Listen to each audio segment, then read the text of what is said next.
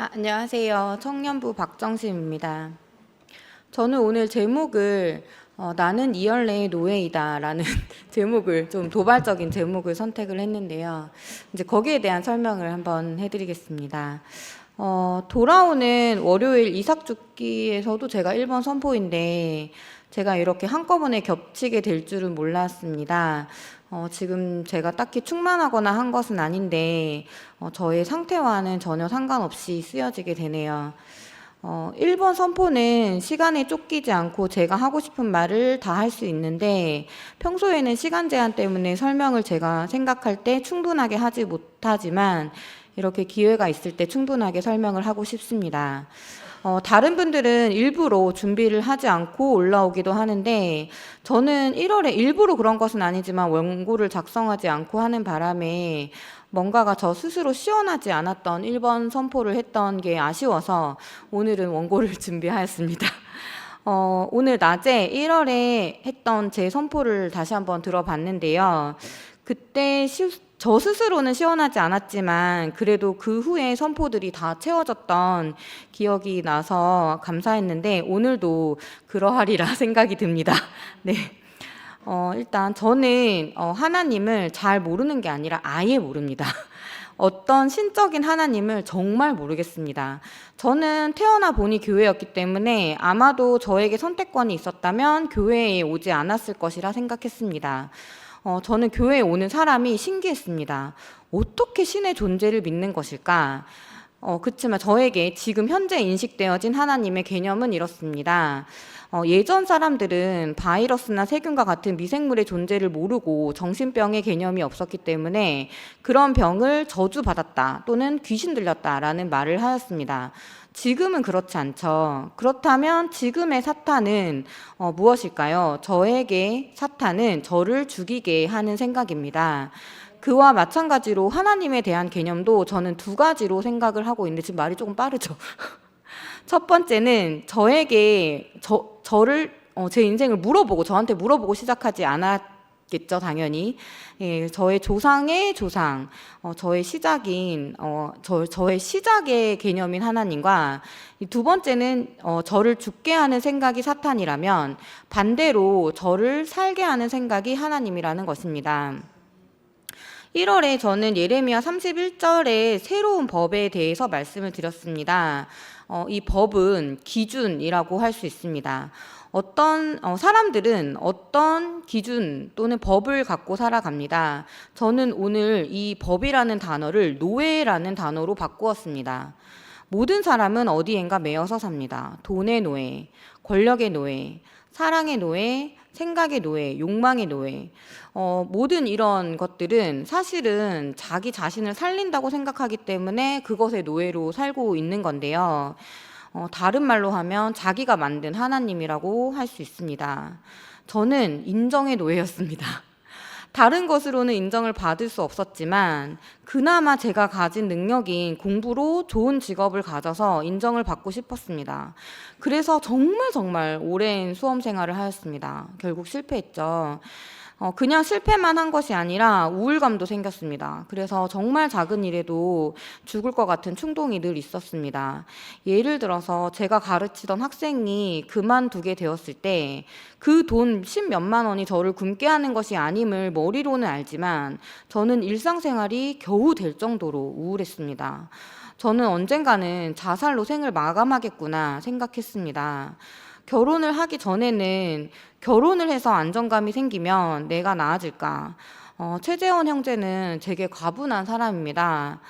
남편이 부족하지 않음에도 저는 만족이 안 되었습니다. 자식이 생기면 모성애로 인해서 어려워도 이겨내고 힘들어도 행복하지 않을까 하는 생각을 했지만 결론은 아니었습니다. 여전히 공허했고 외로웠고 죽음을 생각했습니다. 어떤 생각을 하고 사는지가 얼마나 중요한지는 역사적으로도 많은 예시가 있는데요. 혹시 캄보디아의 폴포츠라는 사람을 혹시 아세요? 네. 그 사람을 저는 벌거벗은 세계사라는 프로그램으로 본 적이 있는데요. 그 사람은 공산주의 이상을 가지고 있었던 사람인데 대략 한 굉장히 많은 사람을 자국민을 죽음으로 몰아넣는 사람입니다. 그 사람이 좀 놀라웠던 것은 본인은 공산주의를 실현하기 위해서 했던 것이라 양심은 깨끗하다고 하고 죽었다는 것입니다. 네, 또 다른 예로 이제 태국 국민들인데요. 태국은 아시다시피 왕이 있는 나라고 강력한 법 중 하나가 왕실 모독죄입니다. 왕가에 대해서 부정적인 묘사를 하면 징역 15년이라는 현대적으로 좀 이해가 되지 않는 법이 있는 나라인데요. 태국 도내는 왕의 사진이 있는데 길에 떨어진 돈을 줍기 위해서 발로 이렇게 돈을 밟으면 큰일 납니다. 거기서는. 네. 어쨌든 그 배경에 태국은 이제 불교의 윤회 사상을 이제 어마어마하게 믿고 있습니다. 오늘 윤회 사상을 좀 찾아봤는데요. 아시다시피 카스트 제도를 합리화하기 위한 사상이라는 비난을 받고 있습니다. 네가 그렇게 가난한 것은 전생에 죄를 많이 지어서이다. 그래서 태국 국민들은 실제로 저축도 많이 하지 않고 불합리해도 그냥 살 수 있는 거 아닌가. 왜냐면 윤회 사상 때문에 좀 약간 이번 생은 글렀다 뭐 이런 생각을 하기 때문에 그런 것 같아요. 예. 이렇게 생각이라는 것은 많은 사람을 죽게도 하기도 하고 불행해도 그냥 살게도 합니다. 사람은 무엇으로 사는가? 톨스토이의 책 제목이죠. 저는 이제 돌로 떡을 만들어 보라라는 시험에서 예수님은 사람이 떡으로만 살 것이 아니다라고 하였는데 또 이제 슬픔의 삼각형이라는 영화를 보고 좀 더 확실히 알았습니다. 슬픔의 삼각형이라는 영화는 칸 영화제에서 황금 종려상을 받은 영화인데요. 영화 기생충이 받은 상입니다. 영화는 3부작으로 구성되어 있습니다. 1부작은 남녀의 성차별이 바뀐 모델들의 이야기고 2부는 그 모델이 탄 크루즈에서 보여주는 손님들과 일하는 사람들 사이에서의 관계의 이야기입니다. 그 다음에 이제 3부는 그 크루즈가 침몰이 되거든요.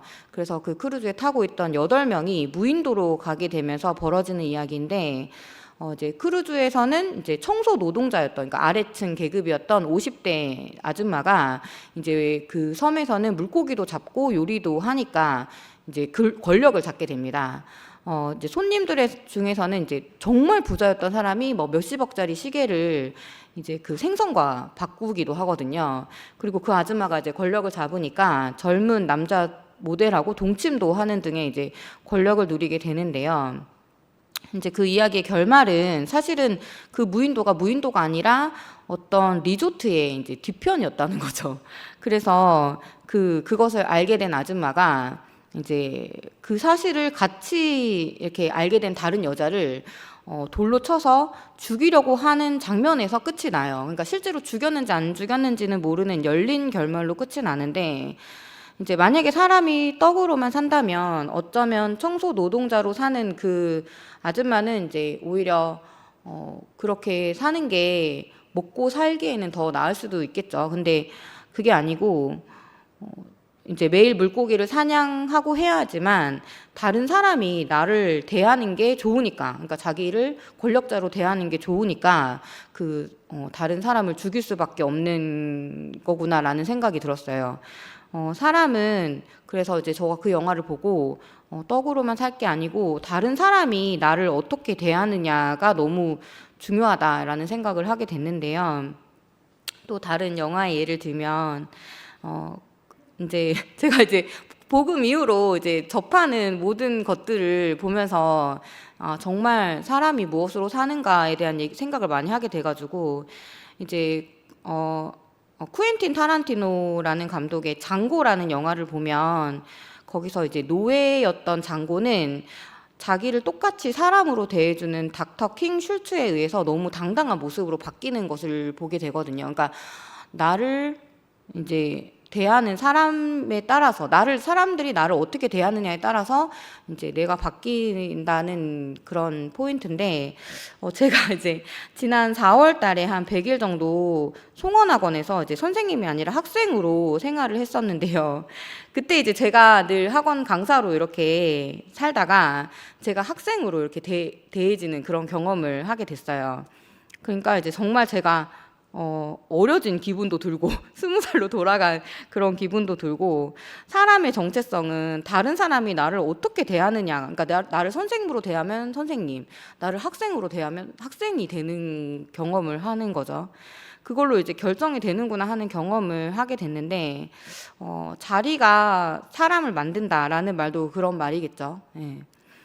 다른 사람이 나를 어떻게 대하는지가 중요한 것은, 아마도 이거는 제 생각인데, 구석기 시대에 이제 무리를 지어 사냥과 채집을 하던 시절에는 무리에서 쫓겨나는 것이 정말 곧 죽음을 의미하기 때문에 다른 사람의 생각은 생존과 관련되어 있기 때문이 아닌가 싶은 생각이 듭니다.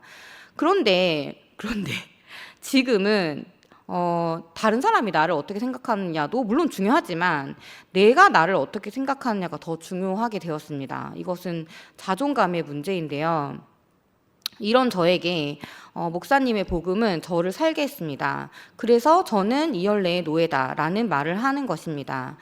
컵의 목적은 액체류를 담아서 마시는 것입니다. 이것은 컵의 본질이라고 할 수 있습니다. 저는 저의 본질을 모르고 마치 컵의 겉부분을 꾸미면서 살았습니다. 그게 저인 줄 알고 살았습니다. 미덕으로 통칭할 수 있는 모든 것입니다. 이열레 목사님은 구속복음 이전에는 둘 다 중요했습니다.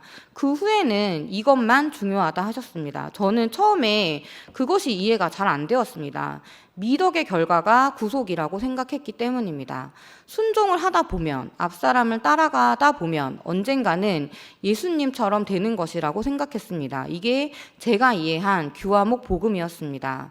따라가는 세계는 교회 삼촌들이 인생으로 증명을 하듯 절대로 하나가 되어지지 않습니다. 결국 저 사람과 나는 다르구나라는 것만 인생으로 증명하게 됩니다. 예수와 만나고 시작하는 이 구속복음은 지나면 지날수록 너무 한 사람이구나만 발견하게 됩니다. 컵의 목적의 본질이 액체류를 담기 위함이듯 저의 목적의 본질이 하나님의 형상이구나. 목사님도 증강이도 여기 모든 사람뿐 아니라 사람으로 태어난 모든 사람이 같구나라는 것을 인식하게 되었습니다. 네, 주문을 현대식으로 하면 마인드 컨트롤이라고 종규 삼촌이 하셨는데 저에게도 실제적으로 그렇습니다. 뭔가 불안할 때 저는 제 목적을 잃은 것입니다. 불안한 이유는 크게 두 가지인데, 경제적으로 망할까봐, 건강을 잃을까봐, 그래서 좀 불안한데요. 제 소원, 그러니까 경제적인 거, 어쨌거나 네, 제 소원과 상관없는 저의 쓰임새인 하나님의 형상으로 태어난 저는 선포를 통해서 저의 본질을 인식합니다. 네. 상근이 삼촌은, 제가 상근이 삼촌 최근 말씀을 다 들은 건 아니지만, 네, 최근에 들어본 말씀에 의하면 죽음으로 그리스도의 참된 몸을 이루자고 말씀하셨는데, 여기서 제가 이해한 죽음은 내 뜻대로 마옵시고 당신 뜻대로입니다. 사실 이렇게 인간관계를 하면 안 될 관계가 없습니다. 싸움 자체가 안 됩니다. 실제로 그것이 되느냐, 될 때도 있긴 합니다. 결정적으로는 근데 저는 결정적으로는 안 됐습니다. 이것이 되는 사람도 있고 안 되는 사람도 있고 될 때도 있고 안 될 때도 있습니다. 저 사람은 교회 지체니까 내가 소중히 여기자, 이것도 마찬가지입니다. 그런데 구속의 복음이 오니 저는 모든 사람이 한 사람으로 보이고 하나의 지체로 보여집니다. 이것은 노력의 세계가 아니었습니다. 저는 이것을 서금자 이모가 종규 삼촌을 대해 이야기하는 것을 보고 너무나 확신하였습니다. 왜냐하면 저 말고 다른 사람한테도 일어나는 일이었으니까요. 속눈썹이 떨어지네요. 네. 네. 솔직히 다른 사람도 아니고 서금자 이모가 종규 삼촌을 한 몸으로 이야기한다는 것 자체가 저는 구속의 복음이 실제적으로 한 몸을 이뤄내는구나 라고 생각을 했고, 하자라는 말은 지금은 아니라는 말입니다. 이 복음은 하자라는 게 아니고 이미 그렇다는 복음입니다. 이미 한 몸이다, 이렇게 되어집니다. 역시 사실 저는 김상근 삼촌한테도 은혜가 많고 김치원 목사님도 좋아하는데, 일단 김치원 목사님 말씀 역시 어떠한 상황에서도 감사할 수 있고 복음을 전하자라고 하는데, 구속의 복음에서 저는 채워질 것이 채워졌기 때문에 어떠한 상황에서도 감사하지 않을 수가 없게 되었습니다. 역시 하자가 아니라 이미 되었습니다. 복음을 전하는 것도 마찬가지로 누구를 만나든 간에 복음 얘기하는 게 가장 즐겁습니다. 그래서 역시 하자가 아닌 이미 그렇게 하고 있습니다. 제가 유튜브로 이제 교회 방송을 보기 때문에 알고리즘의 결과로 법륜스님 동영상이 뜨는데 이제 여러 동영상들 중에서 제목을 보고 어떤 말씀을 하실까 이제 클릭해서 이제 궁금해서 들어봤는데요. 이제 그 중에 하나가 바람난 남편과 계속 살아야 하는데 이혼은 못하고 어떻게 해야 하느냐에 대한 질문이었습니다. 뭐 좀 길었지만 요약을 하면 스님의 대답은 남편을 남자친구라 생각하고 살아라 라는 것이었습니다. 이혼을 해도 어차피 남자는 있어야 할 테고 자식들한테도 좋고 매달 200씩 주는 남친이라고 생각하면 너무 좋다는 것입니다. 마치 미국 여행을 가지 말고 눈 감고 상상하면 되는 거 아닌가 하는 답변과 비슷하지 않나 하는 생각이 드는데요. 이게 쉬울까요? 저는 그래서 스님들이 산속에 절을 짓고 수행해야 하는구나 싶었습니다. 생각하기 나름입니다만 사실은 저도 이것이 채워질 것이 채워진다면 다른 것은 이래도 되고 저래도 되는 인생이 되면 해결이 되지 않나 생각을 합니다. 저희 시어머니는 이제 장로교 제일교회 권사님이신데 저희 시어머니께서 이제 추천해 주신 울산의 침례교 낮은담 교회 김관상 목사님 설교를 딱 한 개지만 들어봤습니다. 그 목사님은 밭에 묻힌 보화를 이야기하면서 교회를 섬기는 것 자체가 고생이나 희생이 아니고 기쁨과 즐거움이며 그것 자체가 보상이라는 설교 내용이었는데요. 하나님을 섬기면 세상 사업이 좋아진다고 하는 목사님들의 설교는 사기라고 하셨습니다. 그러니까 그래서 아마 인기가 좀 많았던 것 같아요. 그 목사님 설교가.